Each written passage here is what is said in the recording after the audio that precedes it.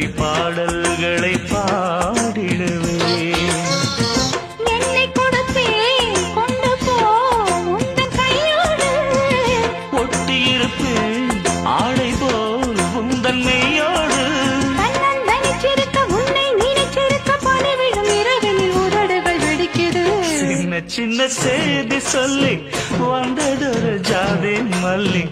ஆனமல காத்தடிக்கும் தோப்போரம் ஆசமனம் பாடுதொரு Thevaram.